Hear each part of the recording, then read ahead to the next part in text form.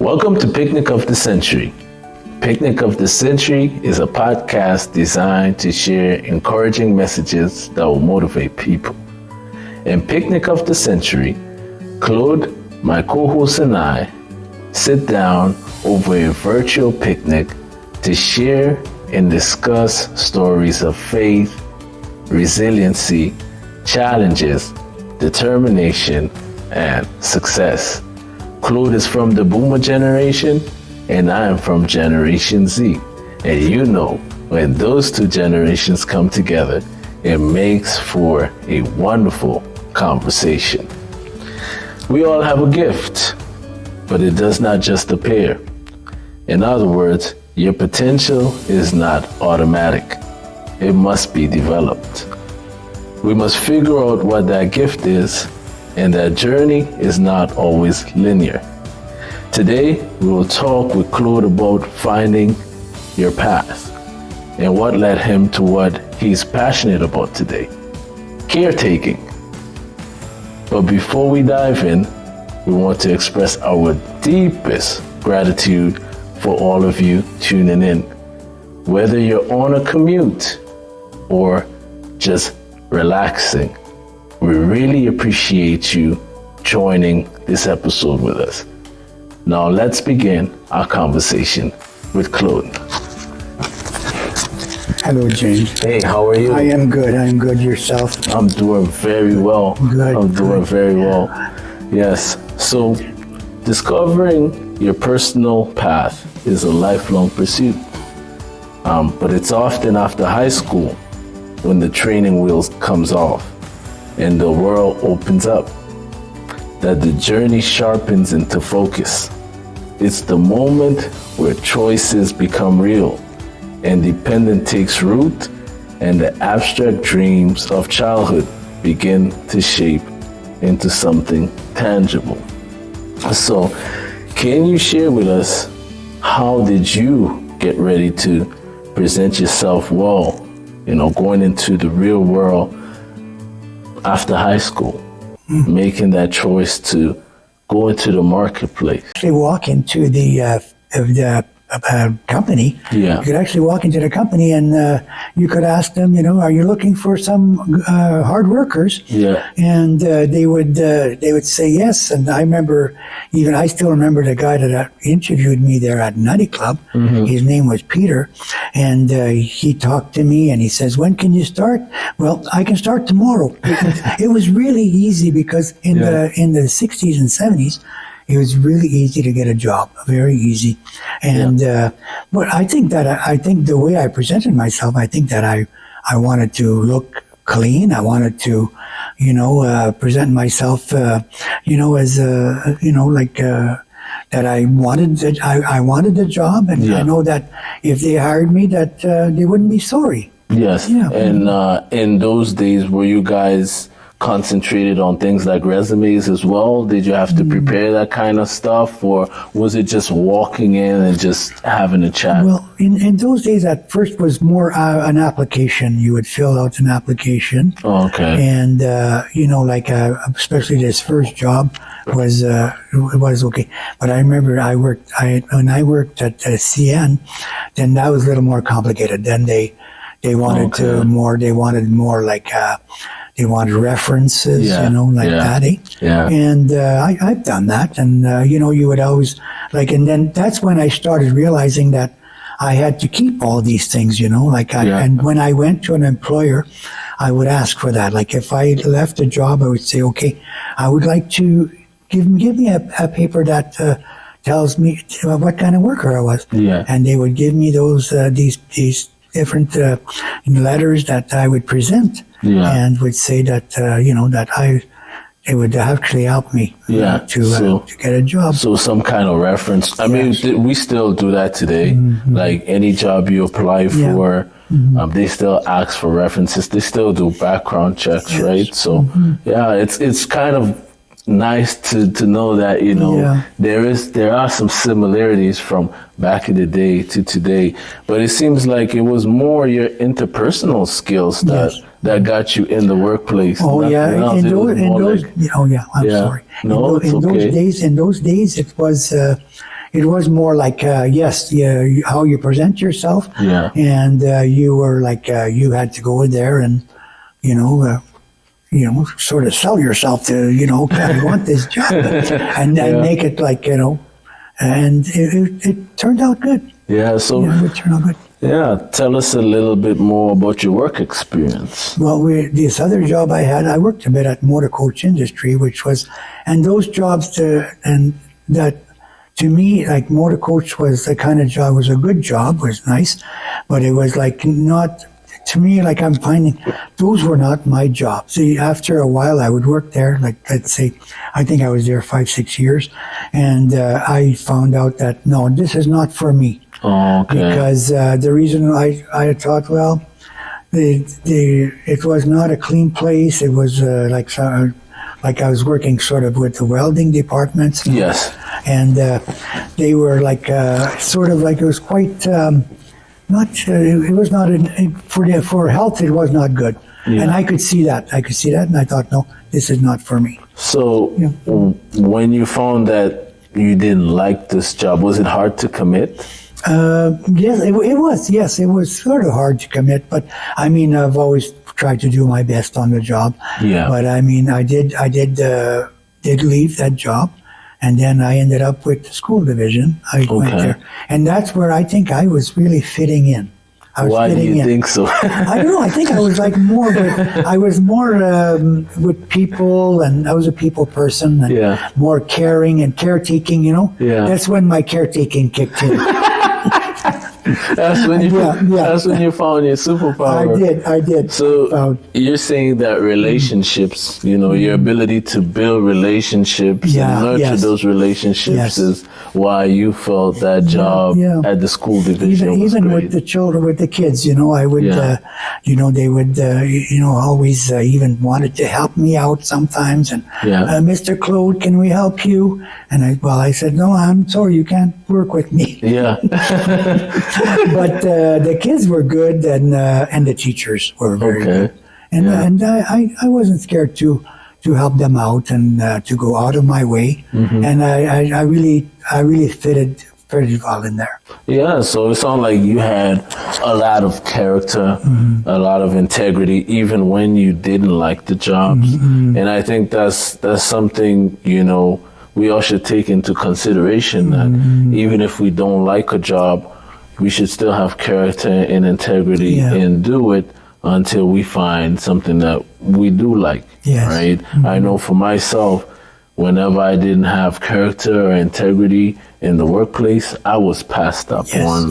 I wasn't given the opportunity, and that's because of my shortfalls and my shortcomings, right? So, you made a very important point, that it doesn't matter, if it's not the place that you're going to commit to or stay long term, have character, have integrity, even after getting the job. Yes. Yeah. Very nice. Yes. And also after I left the school division, I went to 55 NASA, which was a condo building, which mostly all senior. Well, there's mixed people in there, but there was a lot of seniors in there, and I thought that was a very good job for me too. I worked 10 years there. I worked 10 years at 55 NASA, and I enjoyed the people, and used to really. It was a great job to, to be, to give yourself to really be like involved with people, with people, and I think that's what I always wanted to do. Like that's when I found out for myself. This is where I fit in. This is my, my path. Your path. Yeah. Which wasn't linear. Yes. You mentioned you worked at Naughty Club, you worked at CN, you then went to Motor Coach, the school division, and then 55 Nassau. So you went into different industries. Oh, I did. Yeah.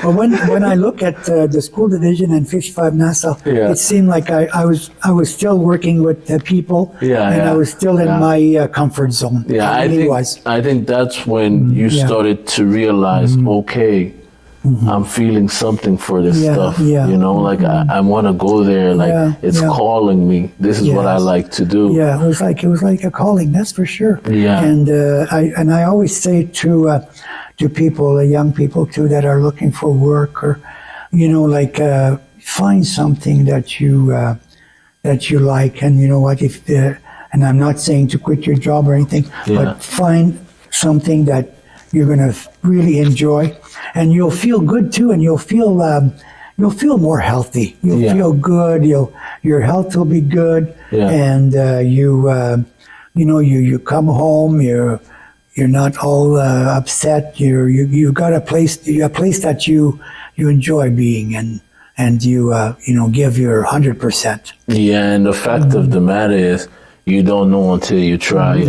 Yes. So if you hadn't tried all these jobs, and okay, this wasn't for me, that wasn't for me, I don't really like this, you would have never ended up there, right? So we have to go there, we have to try stuff, we have to fail, or we have to come to terms that, okay, it's just not for me. You know what I mean? And it kind of shows too that commitment isn't always a good thing. You know, you don't have to stay and commit to a job if you know it's not something that you're gonna like long term. You know, sometimes it's okay to say, you know, I've come to my rare ends, and I'm gonna go do something else. I'm gonna go try something else because I don't really like what's going on here. You know, it's not working for me. I want to try something different. Yes, exactly. And it's just, to me, I find that, especially now, I think it's hard for the young people. It's really hard because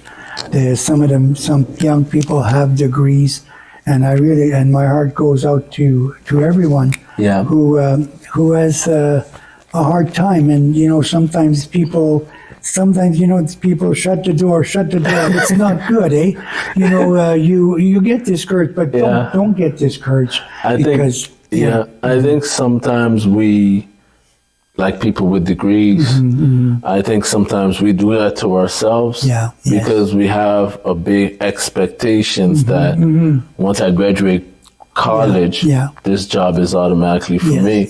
And I read a reference in this book by Dave Ramsey, and he was like, well, knowledge is good, but you do need that character, you do need that integrity to go with that knowledge. Because people are looking at all sides of things. Is he on time?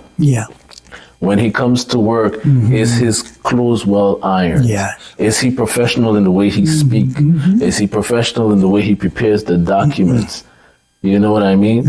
You don't always show your knowledge in every aspect of the job. There might be something that you directly do where you use that knowledge, but there's also being interpersonal, like yourself, being able to conversate with someone, and doing stuff like that. And another thing I've learned too, later on in life, is that interviews are not interrogations.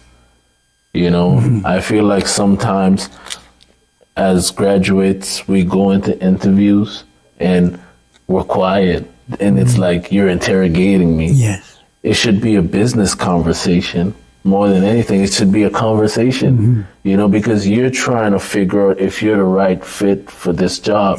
That other person on the other side is also trying to figure out if you're the right fit for their culture as well. So, that's something I had to learn, that when I go into interviews, that I'm trying to get to know this company, they're trying to get to know me, and so we should be talking to each other, we should be having a conversation. And also that when you're talking to this person who interviews you, he's going to be your boss, your supervisor. You have to get to know him, and you have to, you're going to deal with this person. So you have to really, show him respect and for sure. Show, even sometimes the people that work in that workplace are important too. And you'll even make some new people that you work with, that new friends, new people that you meet, and new skills, and you never know what you're going to find in that company. You could actually find your real passion that you Yeah. You never know. You said sometimes it's something that you have to think about. Yeah. Say, what do It I is. want to do?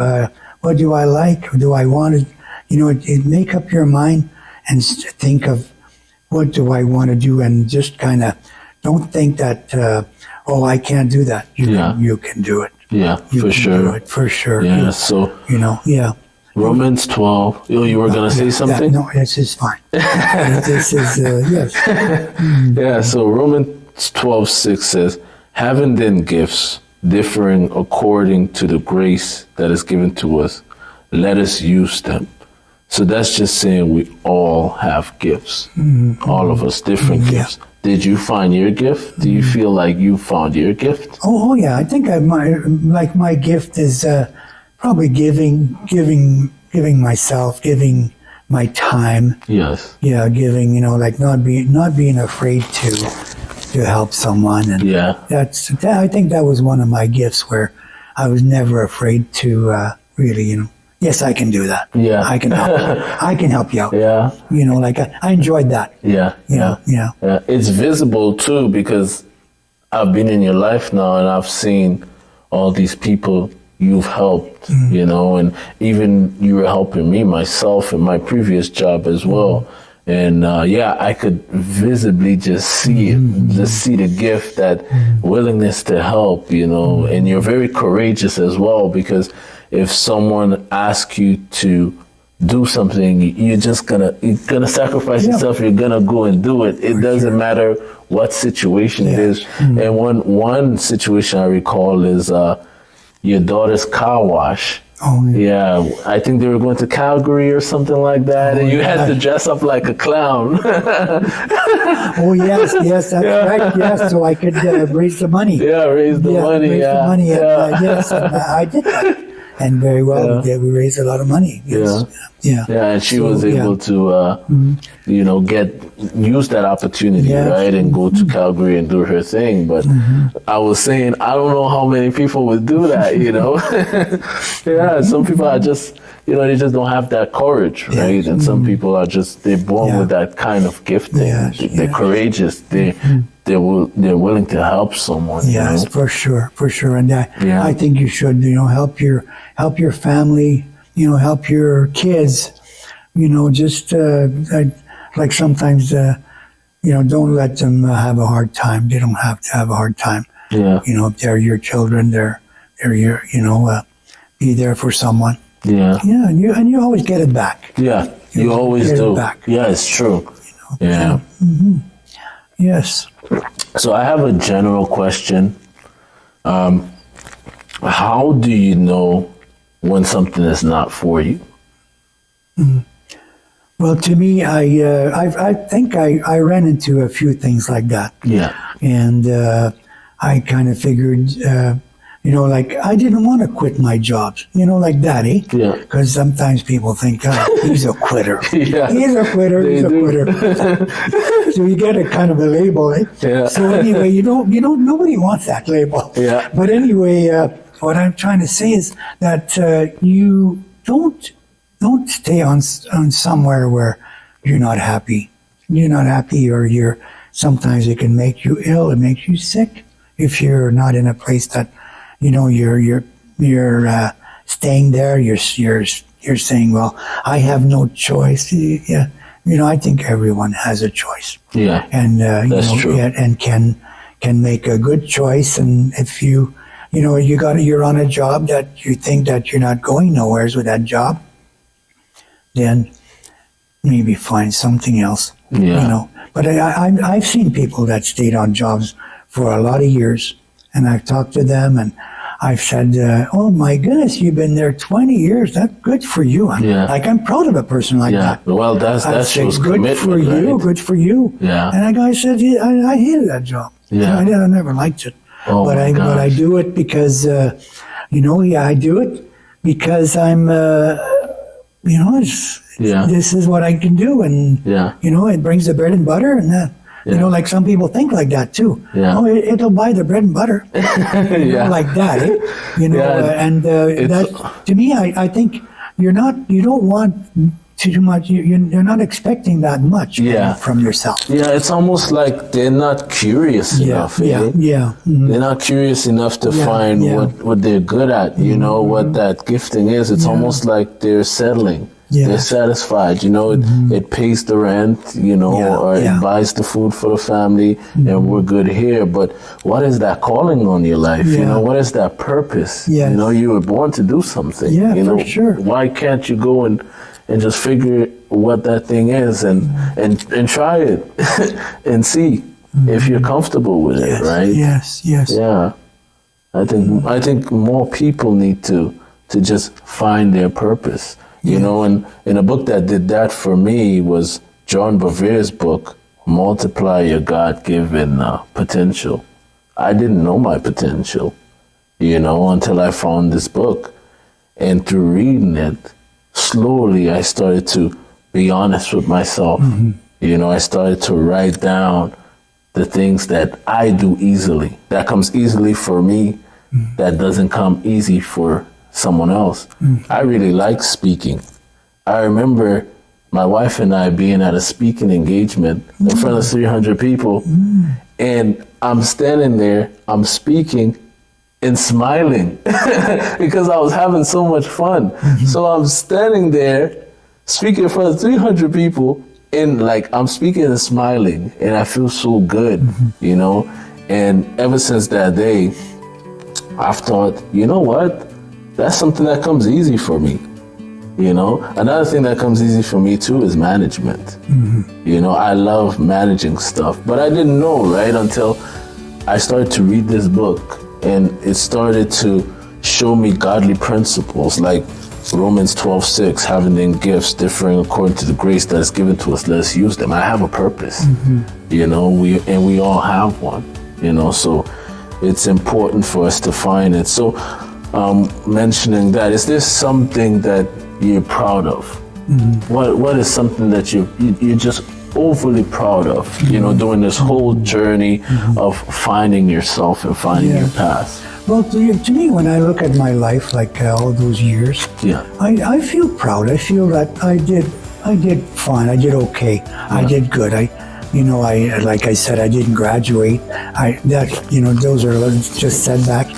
But I mean, to me, when I look at my life at my age, I don't regret anything, and I don't know. I find that that's how we should think. We should think that don't regret. Just enjoy every day that comes, especially when you get older. Enjoy every day, because you don't know how many you're going to have.